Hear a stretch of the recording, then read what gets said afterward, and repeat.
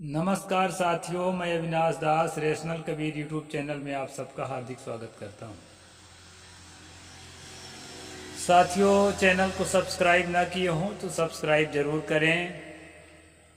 Video को share करके जन जन तक पहुंचाएं ताकि हमारी तर्कशीलता, हमारी वैज्ञानिक सोच समाज के हर उस व्यक्ति तक पहुंचे जो निचले पायदान में है।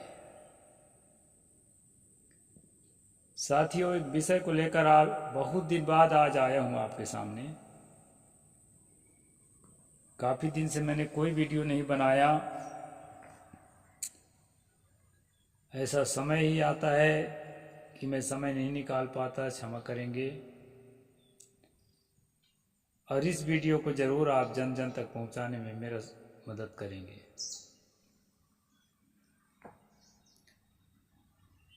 एक खबर लेकर आया हूं दोस्तों। प्रयागराज के कुंभ में 13 साल के नाबालिग को माता पिता ने जूना अखाड़े के साधुओं को दान कर दिया। आप खबर सुन चुके होंगे और पढ़ चुके होंगे अखबारों में। मैं दोहरा इसलिए रहा हूं दोस्तों कि ये घटना देश में शिक्षा कहां तक पहुंची है इस बात को बताने के लिए पर्याप्त है।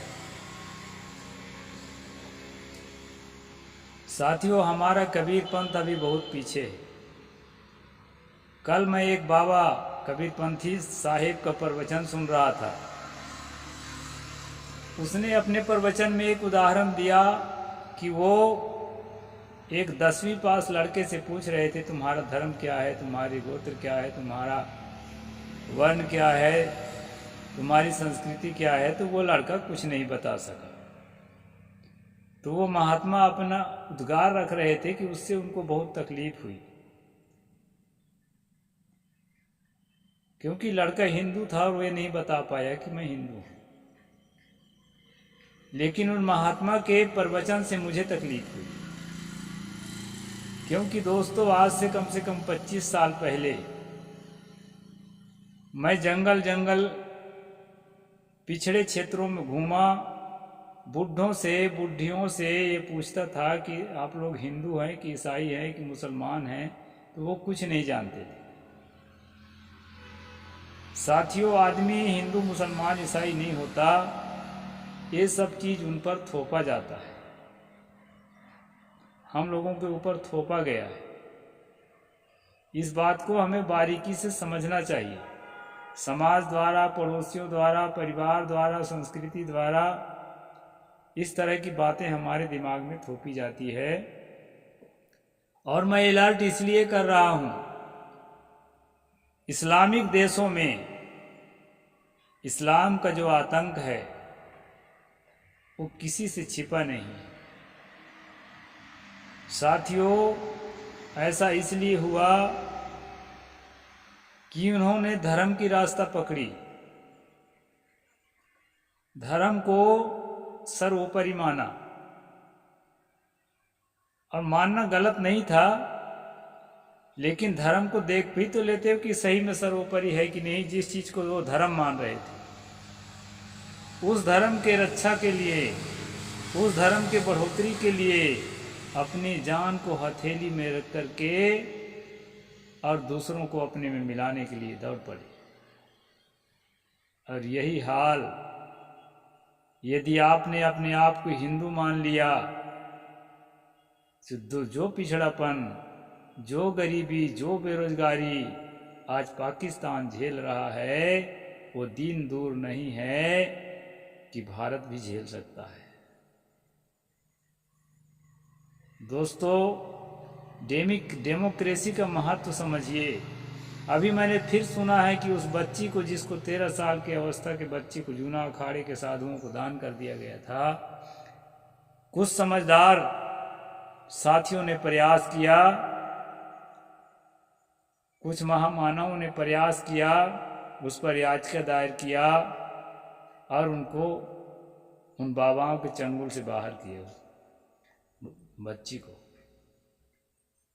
दोस्तों, सरकार द्वारा निर्धारित उम्र 18 साल में परिपक्व माना जाता है। 18 साल के लड़की या लड़का हो तो अपने जीवन के बारे में कुछ निर्णय लेने का उसको हक होता है। इसके पहले अपरिपक्व माना गया है भारतीय संविधान में, तो उसको जो है निर्णय लेने का कोई परिपक्वता नहीं है। ऐसी स्थिति में एक वस्तु की तरह हम तो विवाह में जो कन्यादान करते हैं उसको भी सही नहीं मानते। ऐसा नहीं होना चाहिए। हिंदूगिरी का पाठ पढ़ाना, संस्कृति का पाठ पढ़ाना, अगर यही पढ़ाते रहे आप, तब तो आप सती प्रथा को भी जस्टिफाई करना शुरू करेंगे। बाल विवाह प्रथा को भी आप जस्टिफाई करना शुरू करेंगे। विधवा विवाह पर रोक प्रथा को भी आप जस्टिफाई करेंगे। स्तन टैक्स को भी आप जस्टिफाई करेंगे। छुआछूत को भी आप जस्टिफाई करेंगे।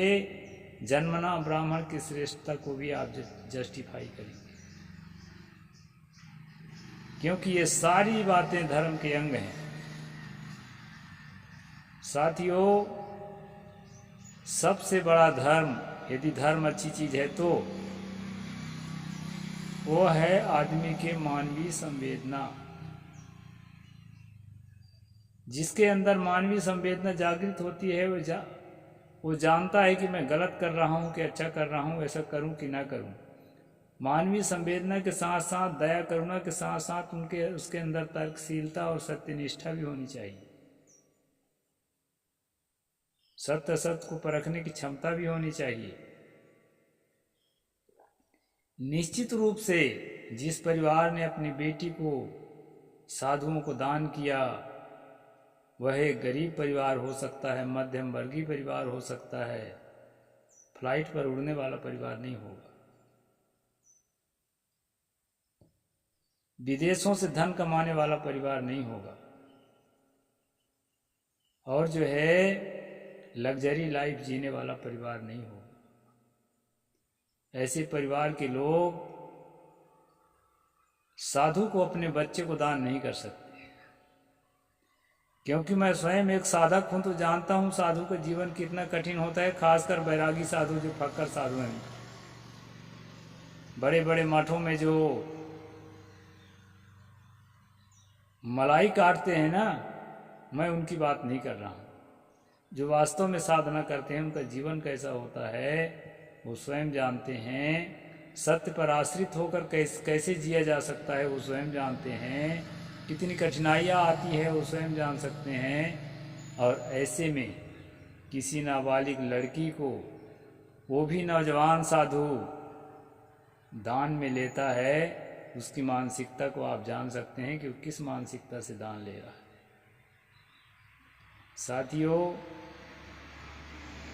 ये बहुत ही महत्वपूर्ण बात है।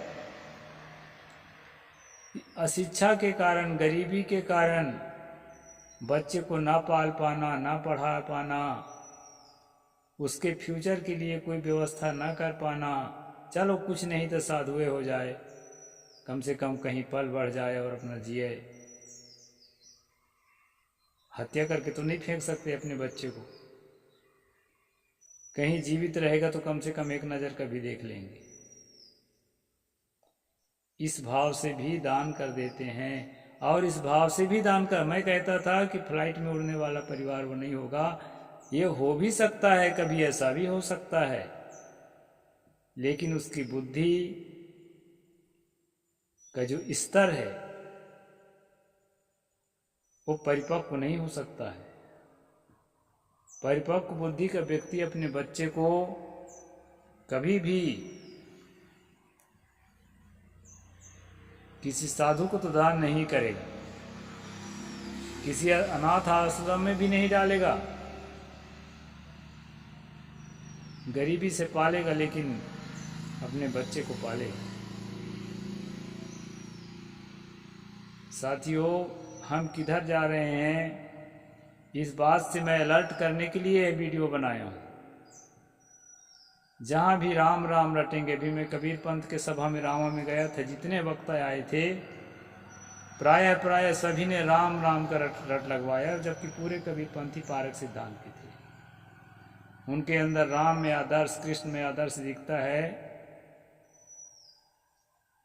किसी ऐतिहासिक महापुरुषों में, किसी महान नायिकाओं में आदर्श दिखाने का किसी ने जहमत नहीं उठाई। काल्पनिक जो किरदार हैं उन्हीं में आदर्श दिखाने के जहमत सभी ने उठाई।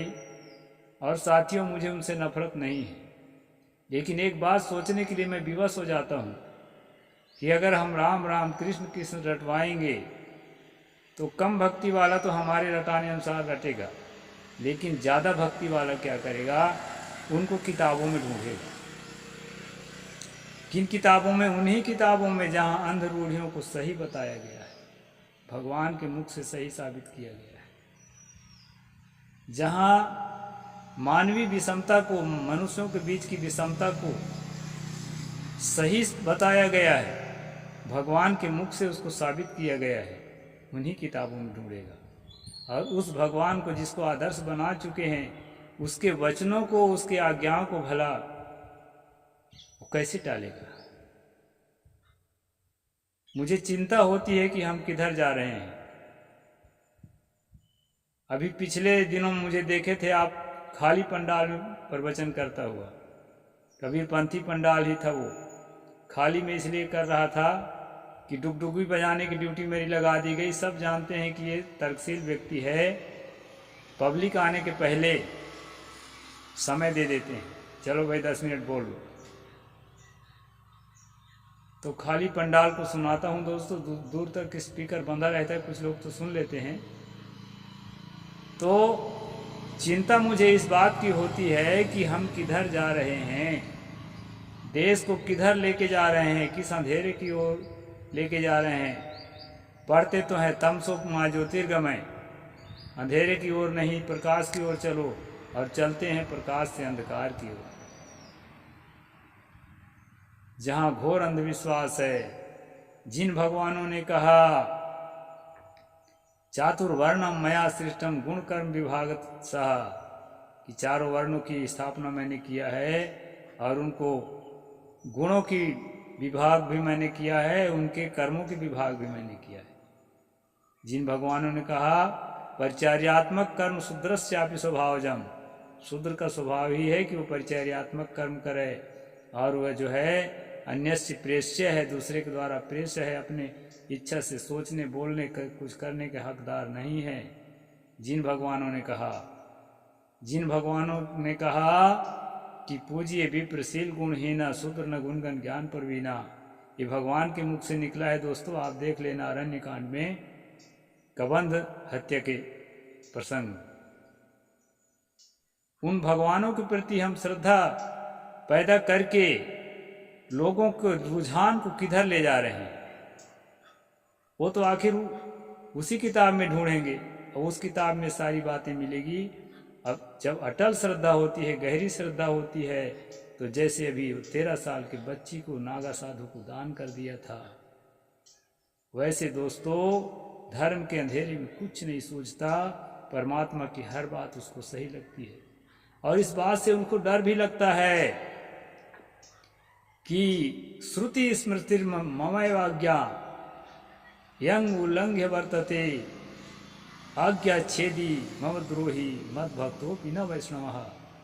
इस तरह बातें जब वो देखता है कि ये श्रुतियाँ, ये स्मृतियाँ मेरी ही आज्ञा है, परमात्मा कह रहा है, इसका उल्लंघन करके जो बर्ताव करेगा, मेरी आज्ञाओं का उल्लंघन करने वाला, वो मेरा द्रोही है, वो मेरा भक्त नहीं और वो वैष्णव नहीं। संसार का परमात्मा विष्णु कह रहा है।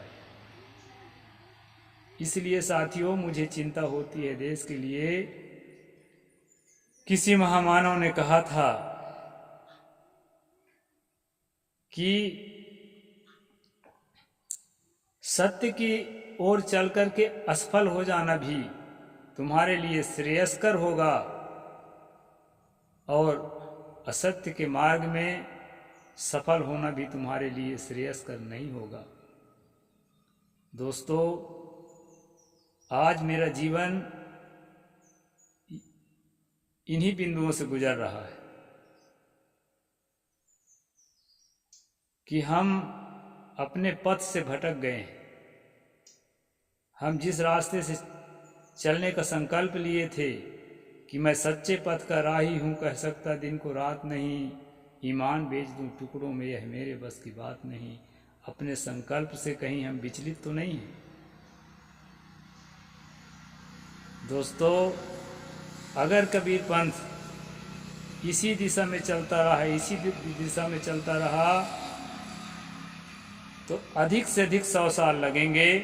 खासकर मैं पारक सिद्धांत की बात कहता हूँ। पारक सिद्धांत तो मिट ही जाएगा, क्योंकि ये 2 धड़ों में बट गया है। एक धड़ा बुद्धिज्म की ओर बढ़ रहा है, लोग मुझे भी कहते हैं, लेकिन मैं पारक सिद्धांत में अटल हूँ।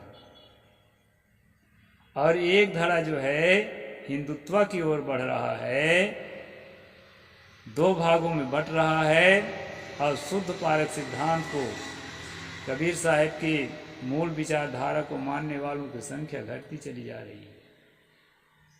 इसलिए मेरा तो अनुमान है कि विचारों के रूप में तो पारक सिद्धांत जिंदा रहेगा। मेरे जैसे इक्का दुक्का आदमी रहेंगे, उनको कोई पूछने वाला हो चाहे ना हो, इक्का दुक्का पूछने वाले भी रहेंगे, हैं तभी जी रहे हैं हम लोग।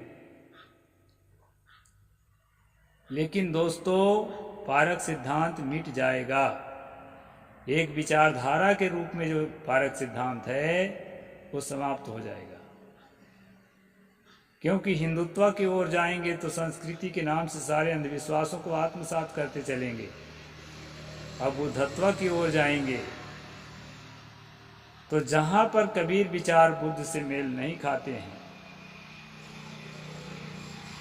बुद्ध का विचार पुराना हो चुका था, उसमें कुछ नए संशोधन हो गए, कुछ लेटेस्ट बातें आ गई थी, कुछ संशोधित बातें आ गई थी कबीर विचार में, वो बातें भी लुप्त हो जाएंगी।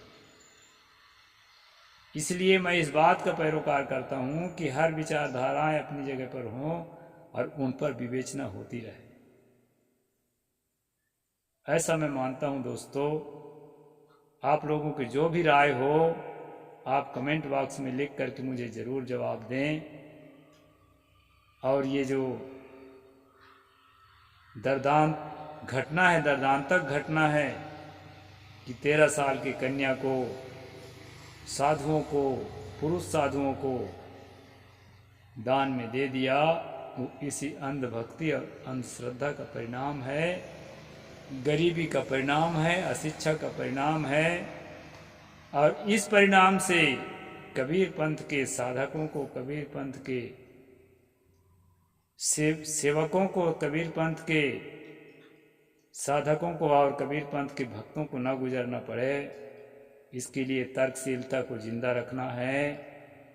ऐसा मैं चाहता हूं। दोस्तों, आप क्या चाहते हैं, जरूर कमेंट बॉक्स पर मुझे लिख करके जवाब दें। आज का वीडियो बस इतना ही। साहिब बंदगी। जय जोहार, जय भीम, जय भारत, नमो बुद्धाय।